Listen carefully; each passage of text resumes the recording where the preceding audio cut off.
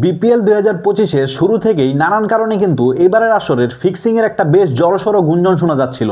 Like বোলারদের অস্বাভাবিক কিছু নো বল করা, তাছাড়াও কিছু ম্যাচের এমন মোড় ঘুরে যাওয়া, অবিশ্বাস্য কিছু ম্যাচ জিতে যাওয়া, অবিশ্বাস্য রান হওয়া, অবিশ্বাস্য বোলিং করা, এক বলে ১৫ রান দেওয়া, এগুলো সব কিন্তু ফিক্সিংয়েরই আভাস দেয়।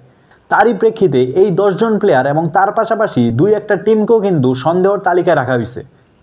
তো গাইস, সন্দেহর তালিকায় থাকা ৩ জন প্লেয়ার হলেন দুর্বার রাজশাহীর, ৪ জন প্লেয়ার ঢাকা ক্যাপিটালসের, ২ জন প্লেয়ার সিলেট স্ট্রাইকার্সের অ্যান্ড ১ জন প্লেয়ার আছেন রংপুর রাইডার্সের। মূলত ফিক্সিংয়ের তালিকায় থাকা এই ১০ জন প্লেয়ারকে নিয়ে আমি আপাতত কিছু বলতে যাচ্ছি না, কারণ তাদের উপর জাস্ট একটা আরোপ করা হয়েছে, এখনও কিছু প্রুভ হয় নাই যে তারা কি আসলে এই ফিক্সিংয়ের সাথে জড়িত আছে কিনা। সন্দেহর তালিকায় যে ৩টা দলকে বেশি প্রাধান্য দেওয়া হচ্ছে সেই ৩টা দল হচ্ছে দুর্বার Rajshahi, Sylhet strikers and Dhaka Capitals. যদিও ঢাকা ক্যাপিটালসের মালিক পক্ষকে নয়, তাদের প্লেয়ারদেরকেই ফিক্সিংয়ের সাথে সন্দেহজনক বেশি মনে হচ্ছে। কিন্তু অন্যদিকে যদি আপনি খেয়াল করেন, দুর্বার রাজশাহী অ্যান্ড সিলেট স্ট্রাইকার্স এই দুইটা দলের মালিক পক্ষকেও কিন্তু ফিক্সিংয়ের সাথে সন্দেহভাজন হিসেবে মনে করা হচ্ছে। মূলত দুর্বার রাজশাহী অ্যান্ড সিলেট স্ট্রাইকার্স এই দুইটা দলকে সন্দেহভাজন বলার কারণ আপনাদেরকে যদি একটা উদাহরণ দেই, সেক্ষেত্রে আপনারা ভালোভাবে বুঝতে পারবেন। মূলত একটা জিনিস খেয়াল করেন, বিপিএলে যে দলগুলো দল কিনে, নিশ্চয়ই এই দল থেকে কিছু একটা প্রফিট করার জন্যই তারা দলগুলো নিয়ে থাকে। সেই ক্ষেত্রে আপনি যদি লক্ষ্য করেন, ফরচুন বরিশাল অ্যান্ড রংপুর রাইডার্সের মতো বড় বড় দলগুলা কিন্তু তাদের স্পন্সরশিপের কোনো অভাব থাকে না, তারা এই স্পন্সরশিপ থেকেই টাকা ইনকাম করে থাকে।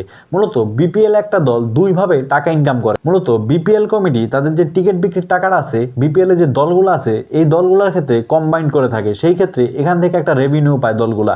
অন্যদিকে তাদের যে স্পন্সর্স থাকে, সেই স্পন্সর্সের টাকাও কিন্তু দলগুলা পায় থাকে, এবং বিপিএল এর দলগুলা যে নিজস্ব স্পন্সর্স থাকে, সেই স্পন্সর্সের টাকা থেকেই কিন্তু তারা মূল আয়টা করে। সেই ক্ষেত্রে যদি আপনি খেয়াল করেন, fortune Barishal and Rangpur riders এই দুইটা দলের কিন্তু হাই কোয়ালিটি কিছু স্পন্সর্স আছে, সেই ক্ষেত্রে সেখান থেকে তারা খুব ভালো রেভিনিউ পায়।